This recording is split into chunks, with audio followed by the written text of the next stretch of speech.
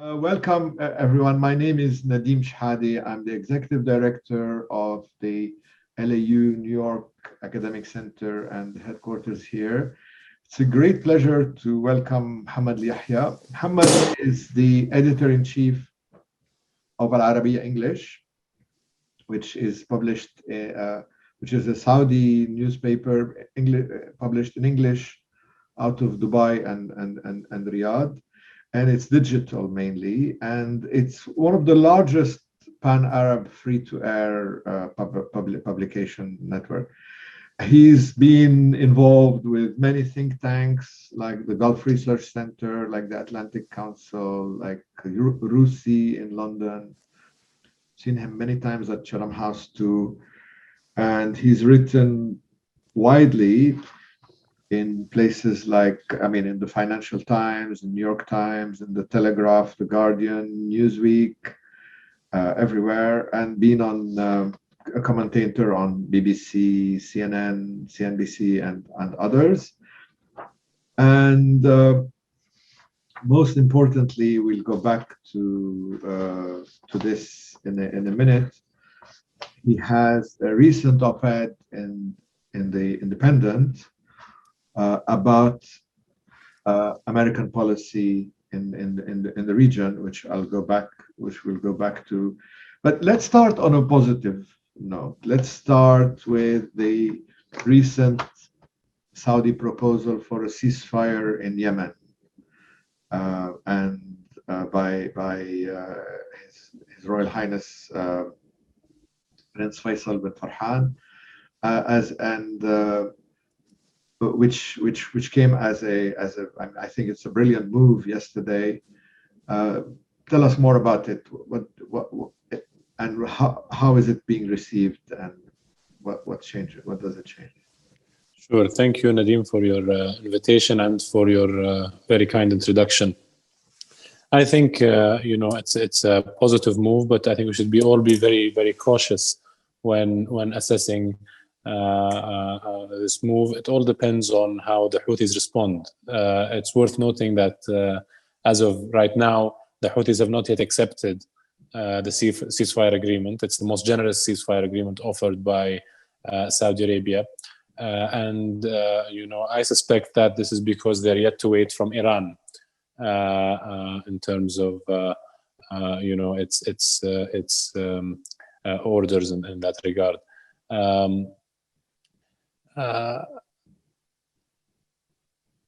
I think it's worth noting that the Yemeni conflict is first and foremost an intra-Yemeni conflict. It's a conflict between the Houthis who took power in 2014.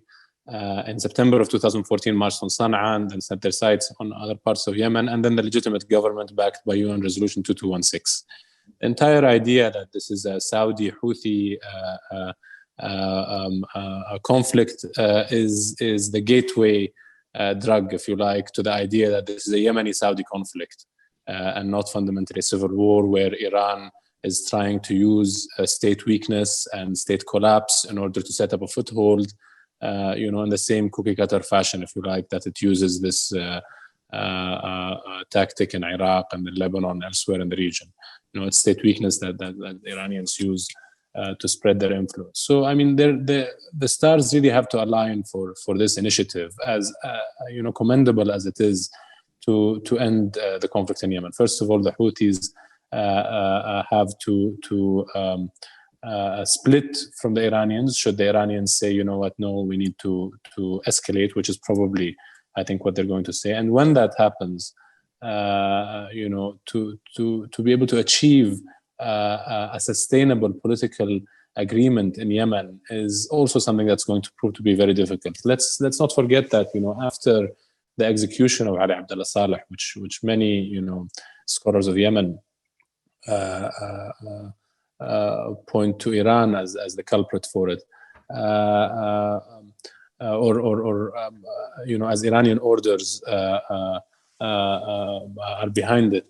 After the execution of Ali Abdullah Saleh, and it's worth noting, by the way, that Ali Abdullah Saleh at that point in time started entertaining the idea of getting in touch with Western powers, with Saudi Arabia, as a way to split from the Houthi movement and to split the Houthi Saleh alliance. Of course, this was not seen in a positive light from Iran, and it was, of course, not seen in a positive light from the Houthis themselves. That's what culminated in the execution of Saleh. But what's important for us today is that, after the execution of Ali Abdullah Saleh at that time, the power structure, the Houthi Saleh power structure, lost something that's very important, which is Ali Abdullah Saleh's political acumen and his ability to cultivate relationships on the ground. Ali Abdullah Saleh, of course, was a very dangerous man. He was the farthest a Yemeni politician can be from a good actor in Yemen. He is exactly the kind of actor that young Yemenis aspire to remove and not to have. But he didn't use violence senselessly. He didn't subjugate the people under his control to the kind of terror that the Houthis have been subjecting people to in Sana'a and elsewhere, where they are in full control. So I think this is something that's extremely important. It could be easy for the Saudis to say, what, we're not involved anymore, and if the Iranians aren't involved anymore, then we're fine. Or for the legitimate government to say this, or for the Americans to really reduce this conflict to its bare bones and say, what, it's the Saudis, that should be unwinding this conflict, and we can just talk to the Iranians, everything will be okay. All of that ignores the fact that, there are real people living under Houthi-controlled areas. There have been documented cases of systematic rape, systematic assassinations of journalists, and horrible crimes against the people that are living under Houthi control. And I think that's missing from the discourse today in terms of conflict resolution in Yemen. Thank you, Mohammed. We'll go back to how this will affect American-Saudi relations, how such a move will, and how it's received. But I want to move to your op-ed in the Independent, which, by the way, was tweeted by Mike Pompeo on Twitter. It was saying that it's a very important op-ed, and by Jason Greenblatt, and who says definitely worth reading this piece. So lots of praise, but from the point of this administration, probably from the wrong people, and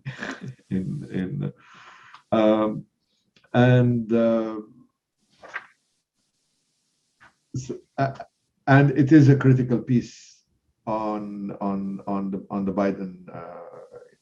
Biden administration's Iran. Tell us a bit more about the main points of difference, because one of the issues in American politics is this question of backlash that Saudi Arabia has been an ally of the United States forever, but in the last administration, Donald Trump visited you. It was the first country to visit, and so you've been associated with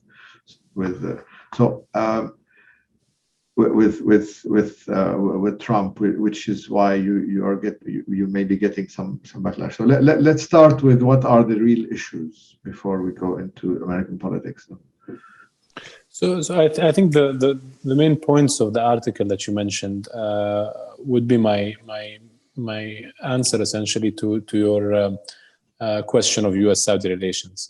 I don't think U.S.-Saudi relations are going to suffer nearly as much as the United States relations with other parts of the Arab world. I don't think Saudi Arabia is going to suffer as a result of the return of Obama's Middle East policy nearly as much as Iraq, Lebanon, Syria, Yemen. These are the countries that have Iranian proxies on the ground that will instantly benefit from the return of the Obama-style appeasement policies that give Iran cash to the tune of the billions of dollars and sort of underwrite Iran's regional expansion policy. Saudi Arabia has relatively secure borders. even these drones and ballistic missiles that are being lobbed into Saudi Arabia by Iran via the Houthis in Yemen, the vast majority of them are being intercepted. Casualties are almost, don't exist in Saudi Arabia. So Saudi Arabia has, all the ingredients to survive this. In terms of the U.S.-Saudi relationship, I don't think that the strong U.S.-Saudi relations under the Trump administration were an aberration. I think they were more of the same of what we've been seeing over the past 80 years. Strong U.S.-Saudi relations have been the norm since the United States and Saudi Arabia have ever known each other. There has been close cooperation between the Americans and the Saudis, whether it is to counter the spread of communism and the influence of the Soviet Union, to collapse the Soviet Union. Ultimately, the real rift and the real change happened under the Obama administration when a deal was signed with the biggest security threat to America's allies in the region. And it's just not just Saudi Arabia. You're talking about all of the other Gulf countries, Israel, etc. And that was done in secret in Oman. So that's the true change in U.S. Gulf relations. What we are seeing today by the Biden administration is, a departure from the Trump administration, but it is more a realignment towards the Obama administration's doctrine in the region. That's what we're seeing. So in that sense, I don't think that we're going to be seeing any fundamental disagreements between or any fundamental changes or recalibration or whatever between the Saudis and the Americans that we haven't already seen under the Obama administration. They're going to be the same differences. Right. What I think we should be watching out for is the consequences of this type of Iran appeasement on other countries in the region. But it is by the same. I mean, the team is very similar. I mean, it's the same team moving, and don't you think that one team would have learned many lessons from the previous mistakes, and it looks like they are applying that they have learned the lessons. I mean, the statements are balanced. That's a good point. I mean, look, at the end of the day, there's close cooperation between the United States and Saudi Arabia on all the moves that are happening in Yemen right now. And, all parties involved or almost all parties involved are hoping that the ceasefire actually holds. So it's not all darkness. And you're right. There are different opinions within the new administration in the United States.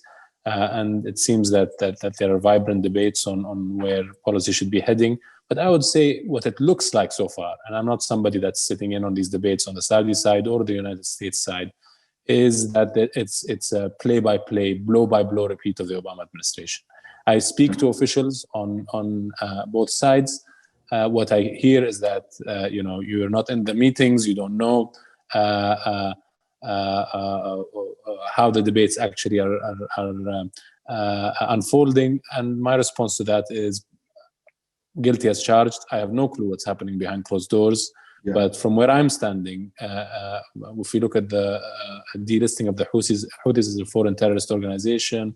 If you look at the facilitation of cash payments from Iraq and from South Korea to the Iranians, it seems like that there's a checklist of things, of Obama mistakes that are being checked one after the other. And again, it's too or repeated. Yeah. So this brings me to now to the real issue. I mean, in the sense that this is not surprising, that the tension is not surprising, because we saw it in the campaign. And I will read you the campaign. So in Joe Biden's campaign, his message to the Arab community and Muslim community and the Arab community in the United States and on the Middle East included two separate mentions of Saudi Arabia. One of them says that Donald Trump has given the government of Saudi Arabia a blank check to pursue a disastrous set of policies including the ongoing war in Yemen, the murder of Jamal Khashoggi, and the crackdown on dissent at home, including the targeting of female activists.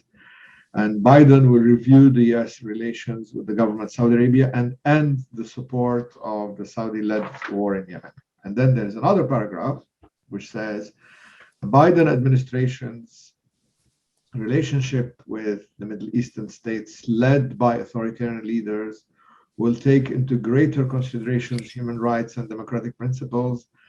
It undermines our moral standing. And then it says that when President Trump excuses Saudi abuses, panders to authoritarian leaders, or calls Egypt's president my favorite dictator.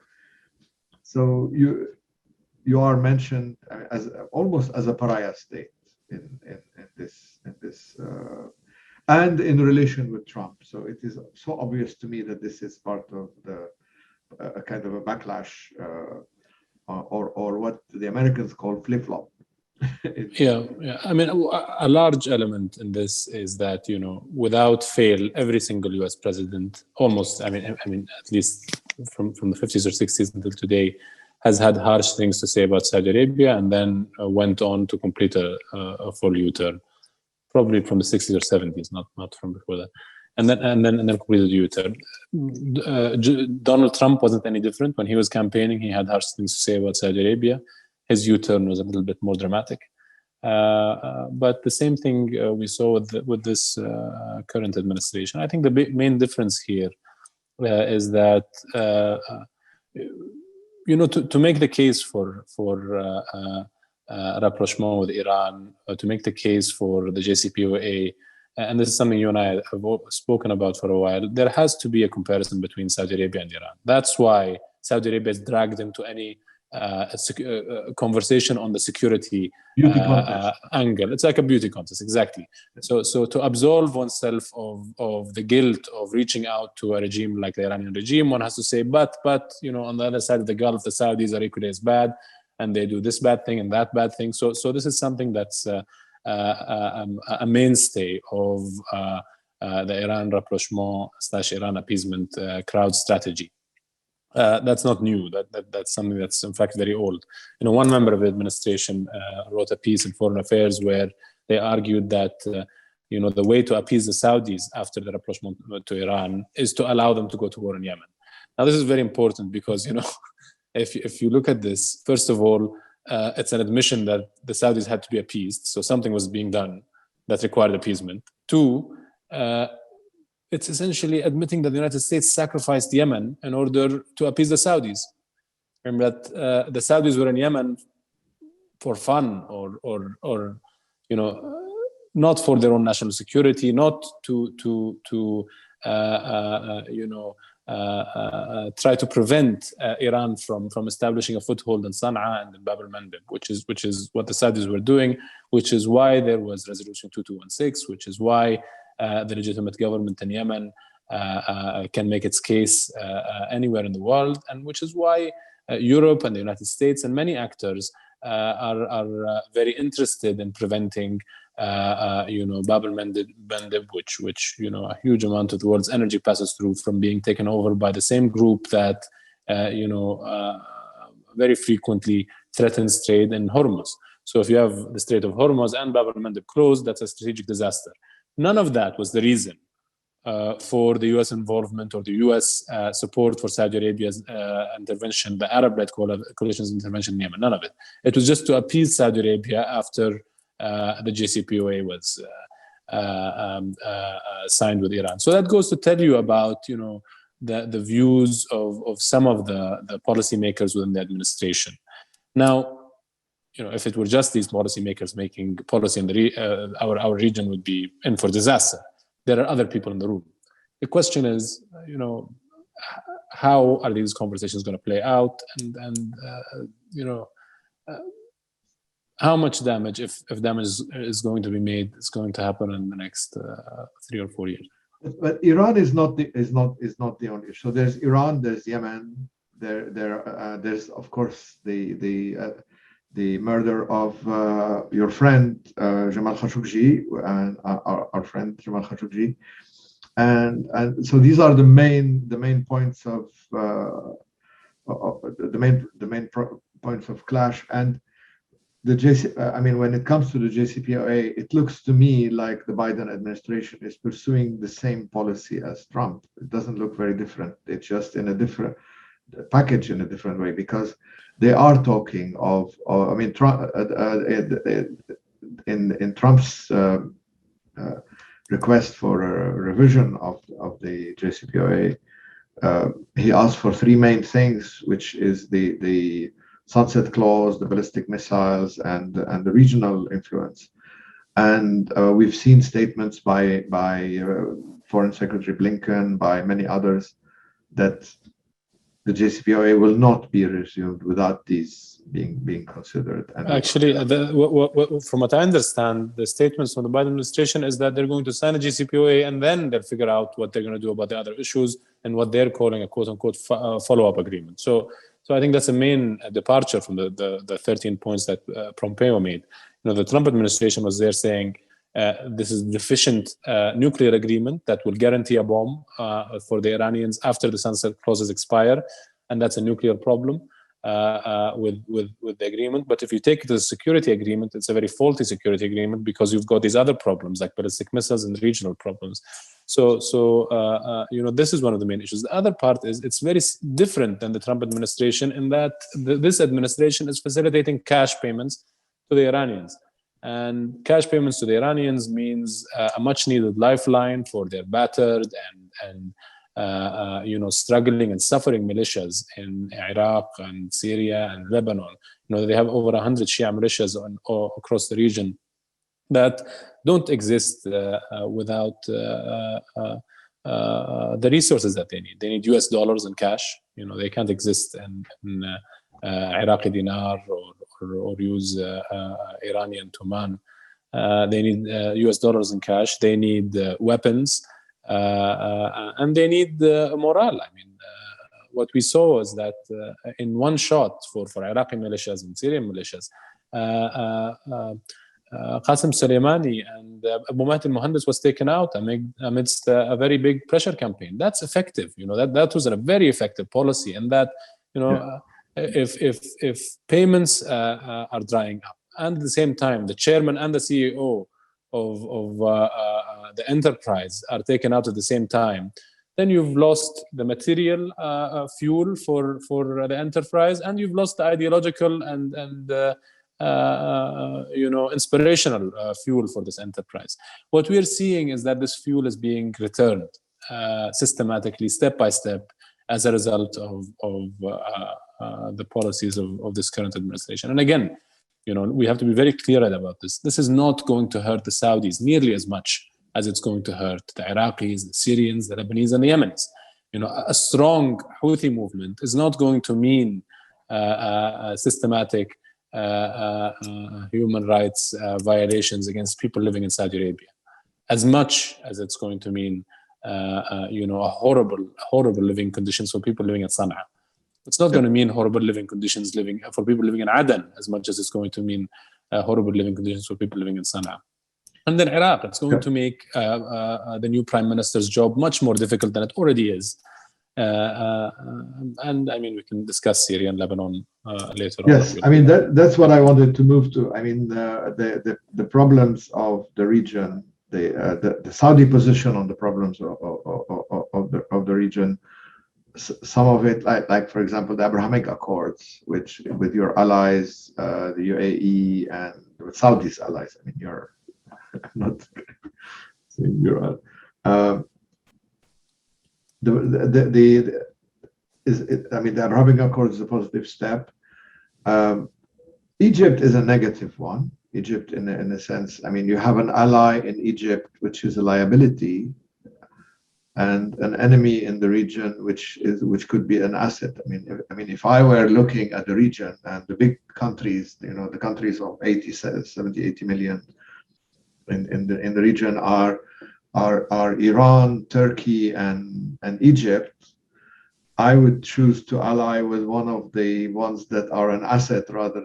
Egypt is, first of all, the human rights record and the suppression of the Arab Spring there and all that is not a good sign. And Egypt is a liability in terms that it needs you to subsidize it all the time. It's not viable. First of all, whereas Turkey it doesn't need as many subsidies as it did at other points in time. The economy is improving. It's very unpopular to say that, but on certain circles. But I think Egypt's leadership has done a much better job than many people had anticipated in the past. In terms of human rights record, first of all, national interests look at many things, not just human rights records. And Turkey's human rights record is a horrid human rights record, as is Iran's. I mean, for those two countries, I think there's much more to say about them than Egypt. And one must consider also that with Turkey really played a very dangerous game with many Gulf countries. They went after sovereign figures in these Gulf countries. They, crossed the line not once or twice or three times, but many times. And I think Turkey is isolated not just from the Gulf. They have very poor relations with the Europeans, very shaky relationships with the Russians, unknown relationships with the Americans.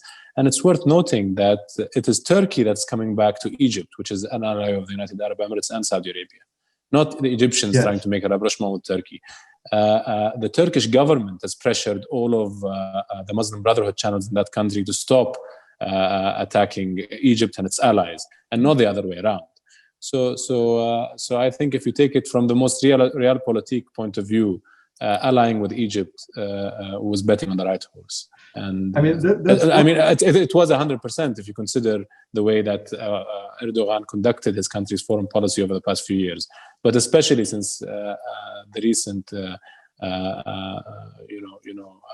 talks between Egypt and Turkey, that just further underscores the point.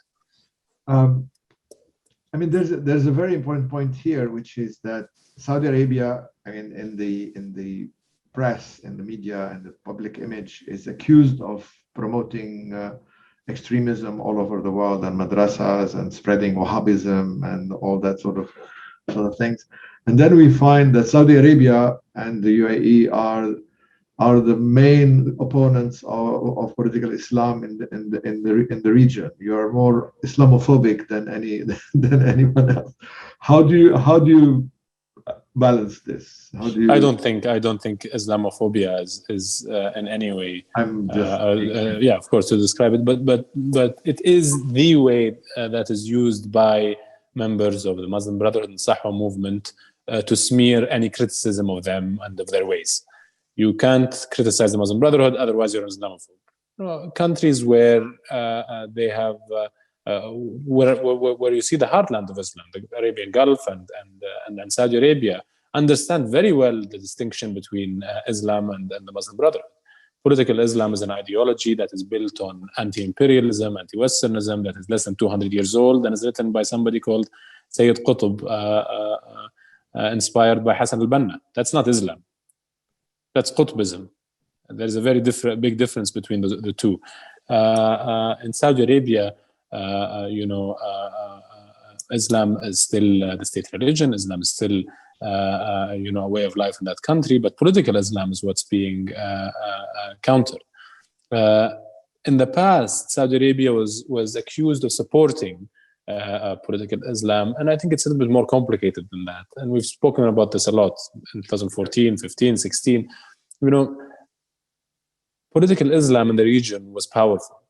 It was a real power on the ground, a force to be reckoned with, and one to be compromised with. The Sahwa movement in Saudi Arabia controlled public opinion. The Sahwa movement controlled the education ministry in Saudi Arabia. The Sahwa movement, which is a hybrid movement between Salafism or the more purist form of Salafi Sunni Islam, and the Muslim Brotherhood that was founded by a gentleman from Syria called Mohammed Alyahya. That movement and its adherents, monopolized control over society. So the government was in a position where it did not have the luxury to forego this movement when speaking to people directly, or to shut this movement down. And that meant dealing with it to a certain degree. Dealing with it was the pragmatic decision at that point in time. But it's important to note what happened after the U.S.-Saudi joint venture in Afghanistan. It's the Muslim Brotherhood scholars that went to found Al-Qaeda and various other extremist groups that stand against what Saudi Arabia and other U.S. allies' foreign policy is in the region.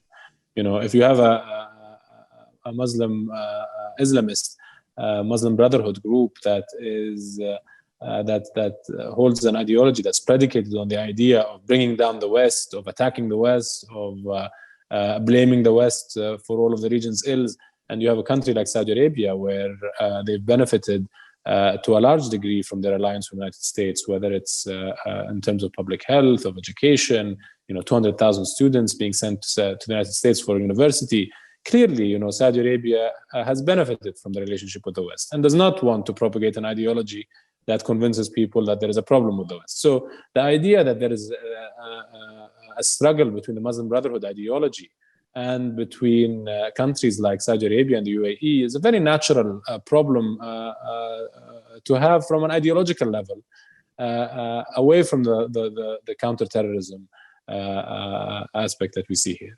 This ideology, this political ideology that is fundamentally anti-Western and anti-Arab governments who are Western is what fuels groups like Al-Qaeda and others in the region that are considered, the number one national security threats to governments. Now, every Lebanese and probably Syrian will ask you, in varying degrees. One is whether you've abandoned Lebanon and Syria, and the second is whether you're actively laying a siege, whether Saudi Arabia is actively laying a siege on the country and waging like an economic war on it. But it certainly looks in Lebanon that this is the case. And so how would you describe and on the other hand, if you abandon places like these, you're abandoning them to Iran in a sense. So what's the rationale and what's the reality? So I think Syria, unfortunately, has been abandoned by not the Gulf, but by the entire international community. And the abandonment of Syria was spearheaded by the policies of the previous administration, the Obama administration. The two main slogans used to justify the policy in Syria were de-escalation and engagement. And they say de-escalation because nobody wants to be for escalation. Otherwise, you'll be a warmongering hothead. And engagement because nobody wants to be against disengagement, because we should all talk to each other. In reality, what that meant in Syria was that the policy meant ceding territory to genocidal Russian, Iranian militias, giving Russia a foothold in the Middle East for the first time since the collapse of the Soviet Union. And it led to the displacement of over 10 million people and the slaughter of 500,000 people. So that's the problem with the policy of blind engagement and blind de-escalation, which I think is we can draw many parallels with the automatic lifting of the FTO designation on the Houthis and the valuing of engagement for the sake of engagement with the Houthis. It's the same thing, for example, if you look at the rhetoric of some of the proponents of these policies when it comes to Hezbollah. We have to engage with Hezbollah as much as we can and meet with Hezbollah as much as we can. The French have met with some Hezbollah figures recently. The engagement for the sake of engagement has only brought us problems in the region. When it comes to your question, Lebanon, Syria, I think Syria and Lebanon are different issues and also very similar issues. But I don't think the Saudis or other Gulf countries right now have policies vis-a-vis Syria and Lebanon, via Lebanon specifically. I mean, in the past, it was a reality that there were people on the ground that presented a political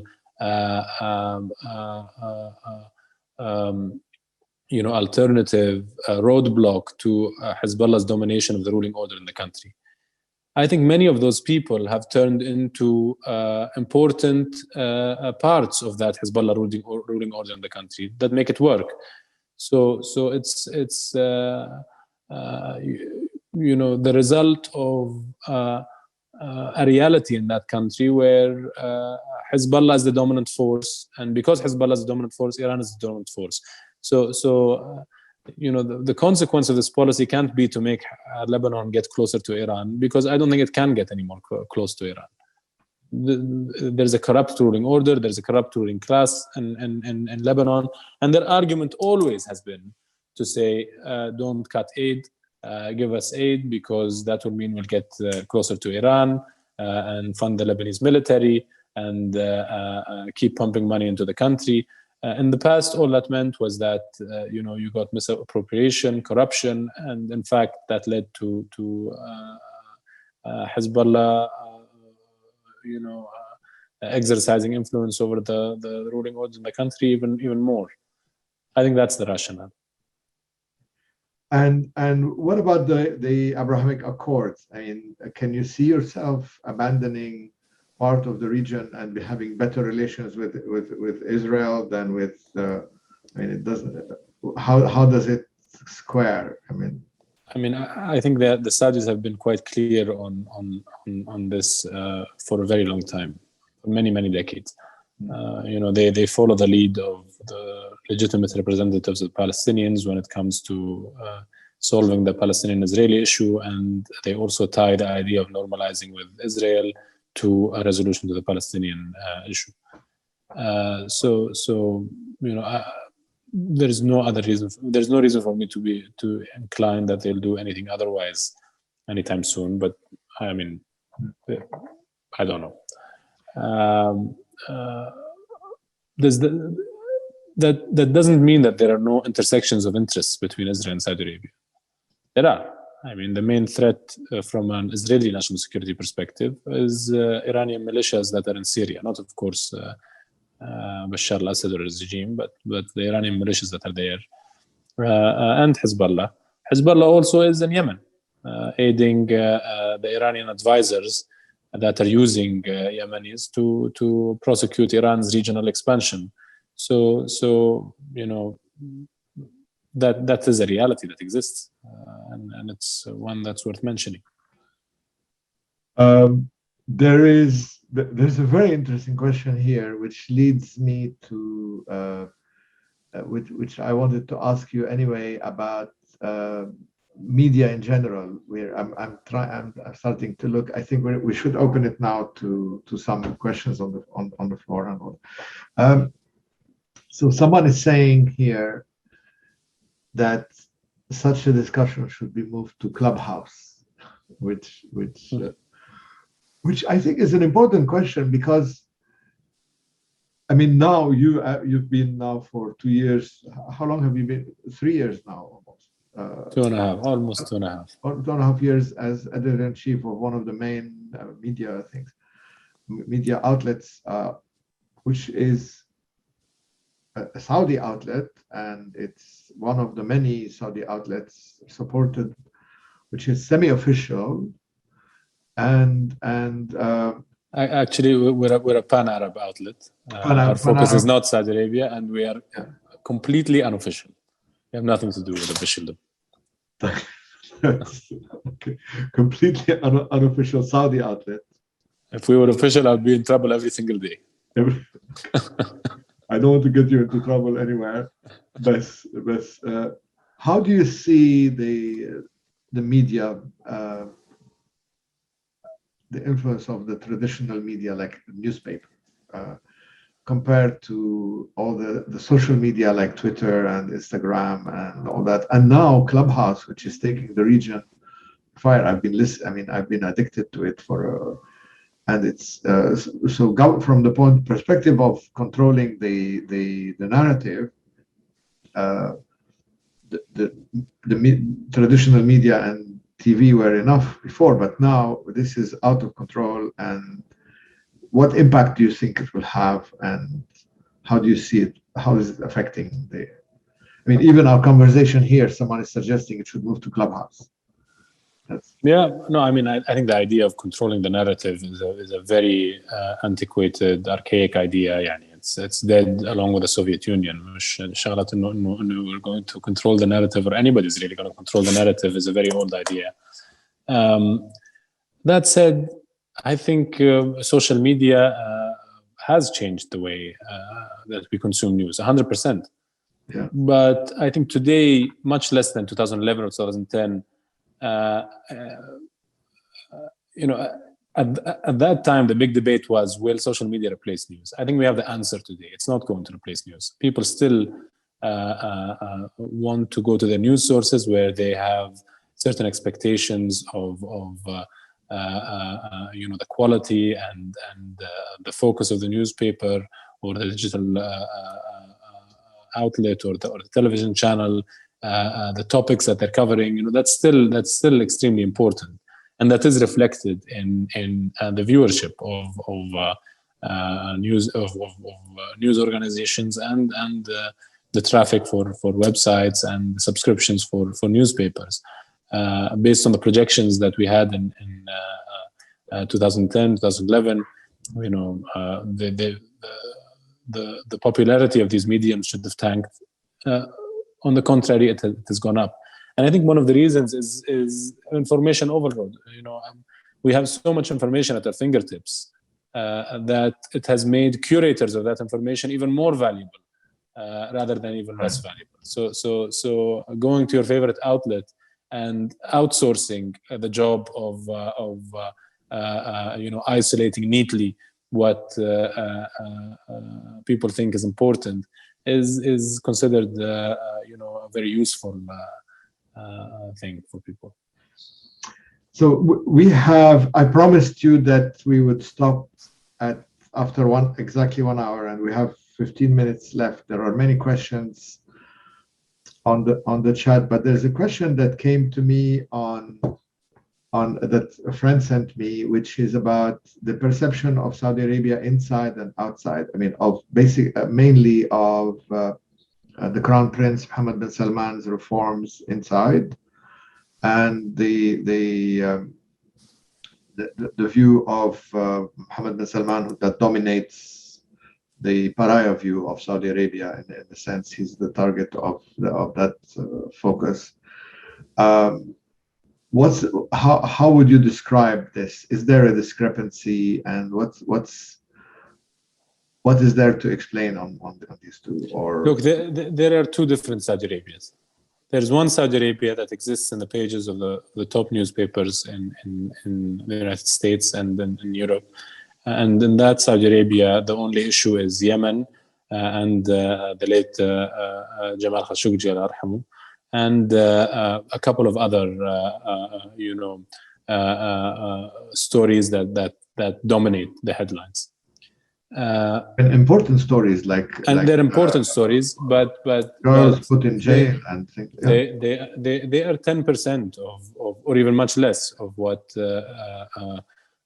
is actually happening in Saudi Arabia. I mean, if you look at the headlines on Saudi Arabia in 2014, 2015, it was Saudi Arabia is funding Daesh.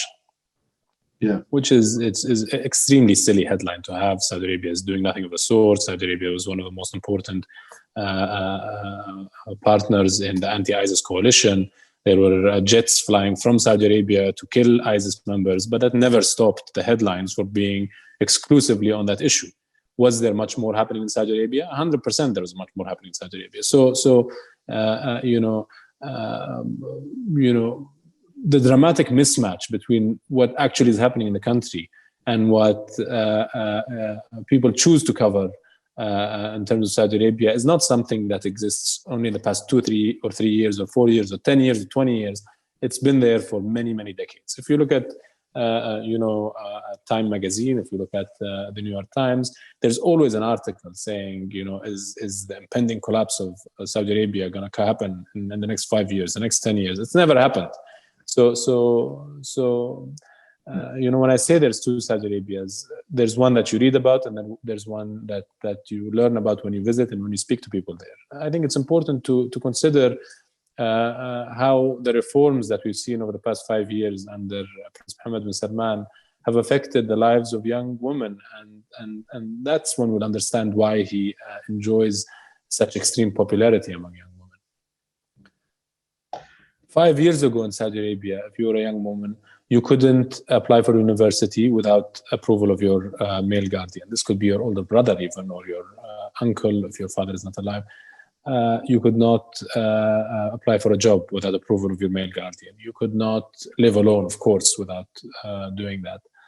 You could not travel outside of Saudi Arabia without approval of your male guardian. And these are just only some of the restrictions. You're not living a full life. You're living your life with both hands tied behind your back. Within a couple of years, you can do all of that. You can hold a part-time job while you're studying whatever you want to study in the university of your choosing, driving your own car that you own, and traveling whenever you like, wherever you like, and living alone, all under the protection of the law. So if you look at how life has changed for women in Saudi Arabia, it's like living in two different countries for them. And you've been to Saudi Arabia, Nadim. Throughout 2015, 2016, I used to go to Saudi Arabia every 6 or 7 months.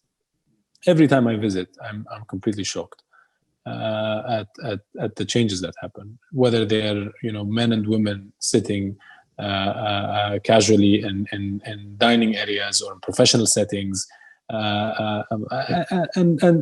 without any hiccups. People were ready for these changes, but it truly is a different place, and that's why I say that we know all this speeding up reforms. It needs a sort of an authoritarian person to do these reforms at such a speed. Music and cinema and concerts and all that. But why don't we have more Saudi voices in the world? I mean, there are 200,000 Saudi students in the United States, and we don't hear their voice. They're not active. Is this part of? I mean, is this part of fear? Is this part of? No, I don't think so. I mean, there are hundreds of thousands of Saudi students that graduated abroad in Europe and the United States over the past many years, but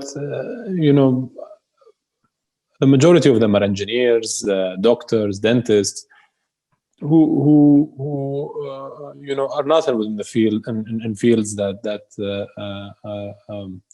encourage them to go out and speak. And I think that's a problem in the encouragement of young Saudis and what they pursue. I think the humanities are an excellent way to push young Saudis to go and pursue an education. Young Saudis should be asked to go and study literature, go and study the social sciences. That's going to solve part of the problem, I think.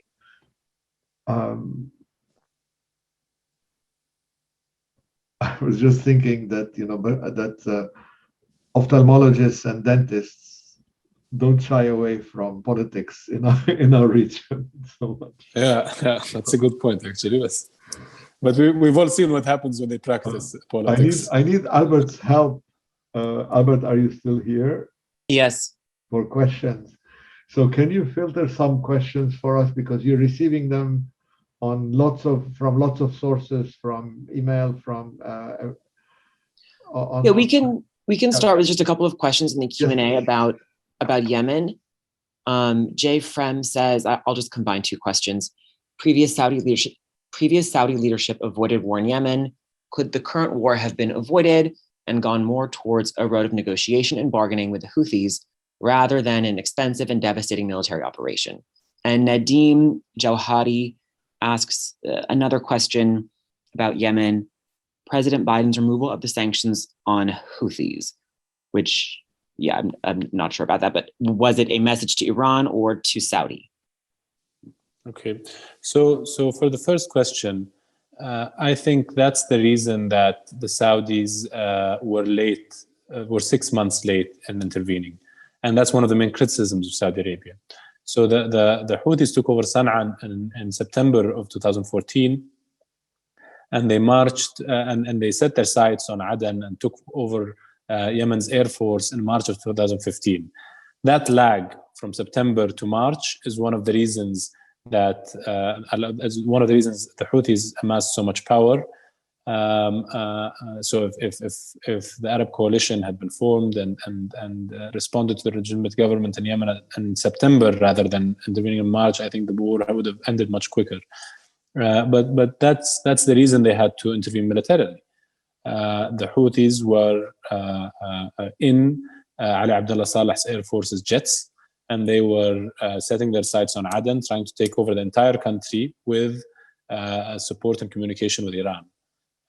That created a sense of urgency that cornered the Saudis into retiring their old toolkit in Yemen of co-optation and in favor of something that's more urgent. And again, this came at the request of the government in Sana'a, the legitimate government in Sana'a, Abdurrahman Mansour Hadi's government, and UN Resolution 2216, which mandated the military intervention. I have another question from... And for the second question, I think it's a message to Iran, not Saudi Arabia.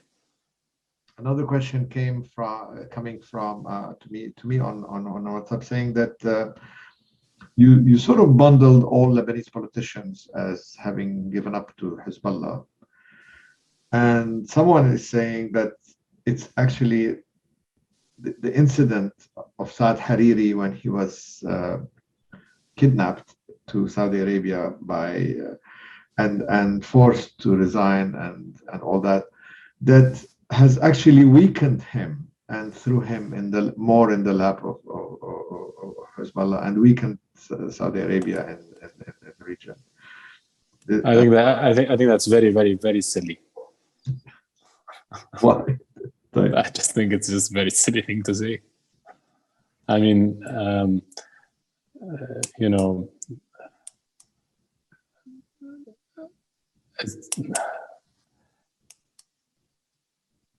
there were many actors in the Gulf that disapproved with giving political support to the Hezbollah ruling order in the country, and that's something that the Prime Minister had done long before he visited Riyadh, and that was one of the main problems with the ruling order in that country at that time. The idea was that the Hezbollah guys and their partners in the country needed people to act as their emissaries to the West, to secure funding for the Lebanese armed forces that can then be misappropriated and enrich a ruling class that is probably the most corrupt ruling class in the country. I mean, this is not of Saudi Arabia's doing. This is of the doing of Lebanon's corrupt politicians, and I think there's a question from Argentina, from Khadr Khalid from Argentina, which I think is a very important question because, it's about Latin American Arab relations.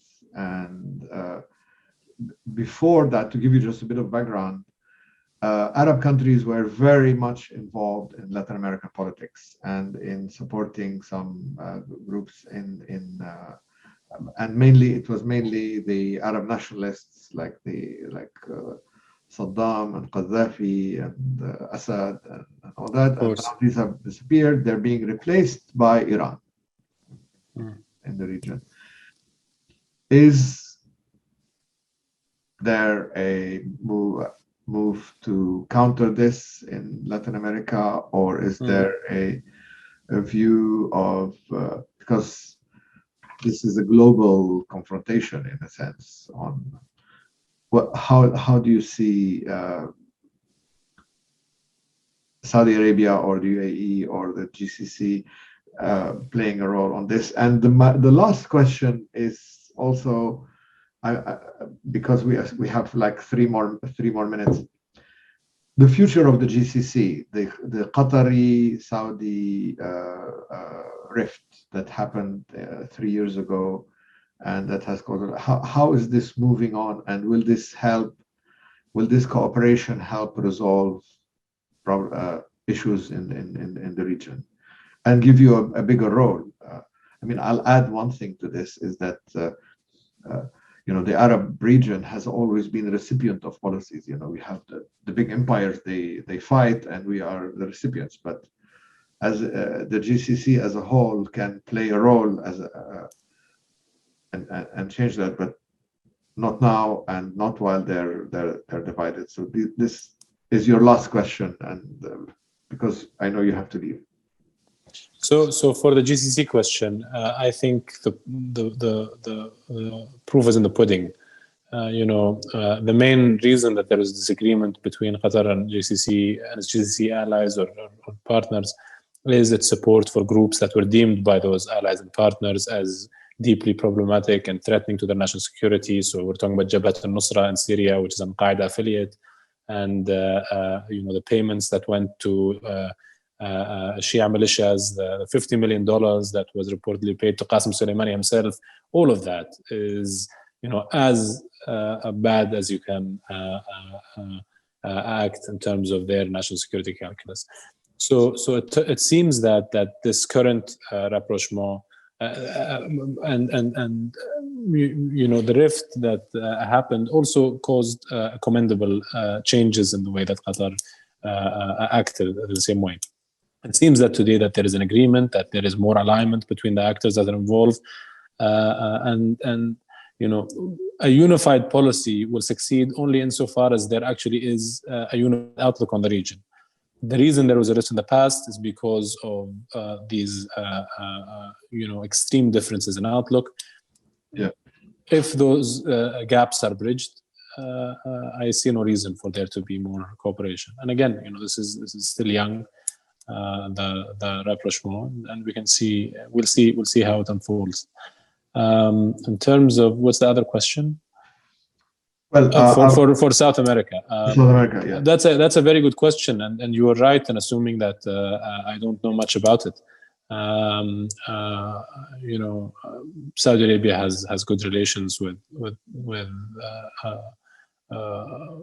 historically had good relations with Venezuela, has embassies in several South American countries and Latin American countries.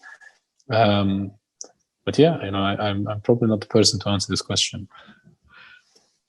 Mohammed, thank you so much for. Thank you very much. And I hope that next time it will be in New York or in Beirut.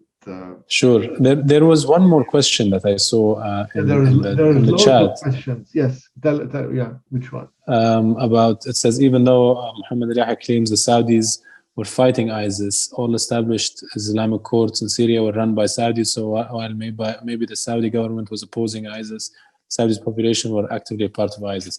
I mean, Nadim, you can answer this question even more better than me probably, but first of all, the Saudis were not the largest contingent in ISIS. The largest contingent in ISIS were Tunisians, and the leaders of ISIS were Iraqi Ba'athist officers, and the military leaders of that group were also Iraqi Ba'athist officers.